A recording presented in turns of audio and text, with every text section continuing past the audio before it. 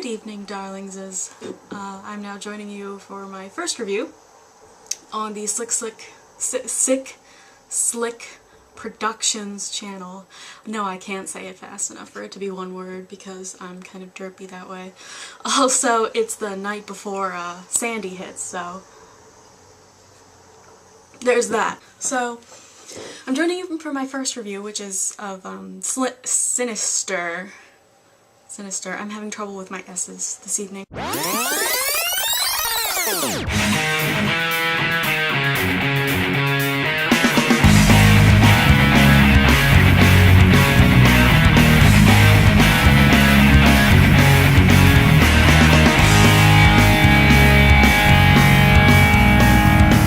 So, this film stars Ethan Hawke and other people who aren't Ethan Hawke, honestly.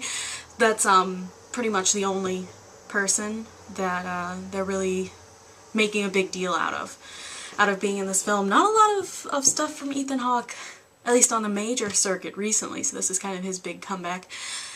And what a comeback it is! I'm not gonna lie, I really liked this film. In the horror genre, in the thriller genre, there's something of a ringing phone in the middle of my review, which is interesting. Oh, at least it only rang once. I guess they decided they didn't want to talk. There's something of a disparity between the really good horror films and the really bad horror films. And I think we've all been confused, we've all been misled into thinking that a bad horror film was a good horror film, and it didn't work out. This actually was really interesting. I liked it, from the very opening scene. It's got this air of a vague unease. It's got, and some of the most gruesome, maybe not maybe not gruesome is the right word, but certainly like kind of grotesque, kind of overstepping the bounds. Those sorts of murders that we've seen in modern cinema today. It's very easy to, the chick gets the chainsaw through her leg. Oh, look at all these great effects. But these were more kind of a down-to-earth, very, very creepy, and of course it's all on that, grainy Super 8 films. It's so creepy. The only downside that I would say is that the film does have some really unnecessary jump scares in there, and I feel like I don't like them. See, when it comes to jump scares, I personally believe that jump scares are an enormous crutch. Good horror does not need, to throw a prop out there and make its audience go, oh, what was that? Good horror should scare the audience, but not necessarily startle the audience in order to get the scare. Now, having said that, there are a good 5 or 6 jump scares that, it's debatable on whether they even needed to happen, but I think that could have been, because they are so out of sync with the rest of the movie, where it's kind of seen as more of a creepy, kind of found footage-esque kind of deal. So I think that the jump scares could have been a product of some executive meddling.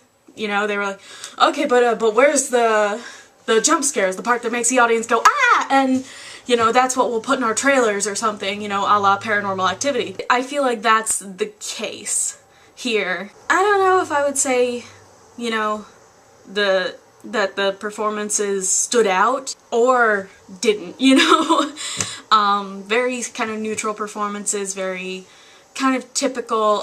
It's I don't want to say fun, but it is kind of fun to watch Hawke's character go through this, spiral as he's, denying the observations around him is, it's just nerves, it's just because, we're in this new house and blah blah blah. It's a very interesting twist on the typical haunted house tale, and Hawke plays a true crime novelist, kind of looking for his next big hit. It's implied that he had a huge hit with his first book, and now he's kind of looking to regain some of that back and kind of get his 15 minutes back, which honestly is kind of what gets him into the whole mess in the first place. He he comes across he moves into this house.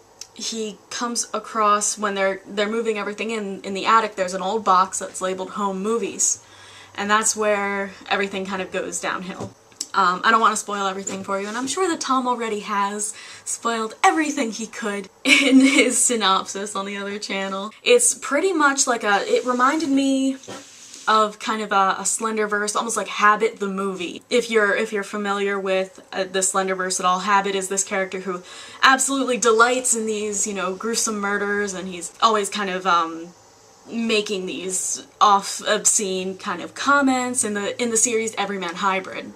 Very gruesome, and the way that they're all labeled, I guess I can say, because it's the first series, first scene in the film, the family getting hanged, that's on a film reel labeled Family Hanging Out. That's the kind of thing that Habit would do, and that's kind of what was in my mind the entire time, was that, whoa, this thing is kind of weird, and that theme even goes up right until the reveal. So I really liked it, and it had something of, the recent trend in the found footage genre, and this is gonna sound really weird.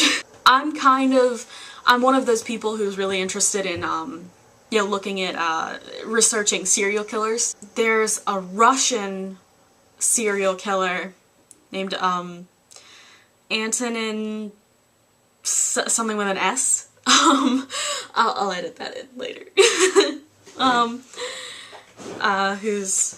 Antonin something with an S, who did abduct young boys from the area and hang them and film it. And so that was kind of what the first scene reminded me of. I was like, whoa, that's a little too real for my taste, in a great way.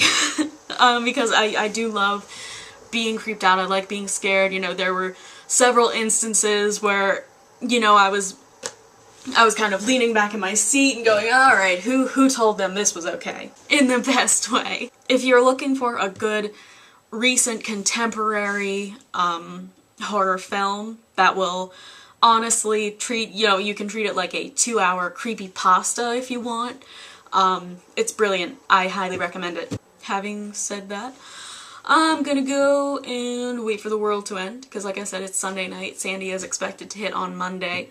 And yeah, I'm gonna go and cuddle with Tom and wait for this whole thing to pass. Hopefully, I'm all out of money, so we need to stock up, or we should have stocked up before the storm hit. I'm gonna edit this part out because this is just me rambling. It's already started raining. Right, well, I'm gonna go and see him now. So, bye-bye. If you enjoyed this video, give it a like, a favorite, subscribe to the channel, post it on Facebook, Twitter, Tumblr, Google+, Reddit, something awful, spray paint on buildings, make a flag of it, get it tattooed in your forearm, get it branded into your forehead. This is SickSlickProductions saying keep the spirit of the movies alive.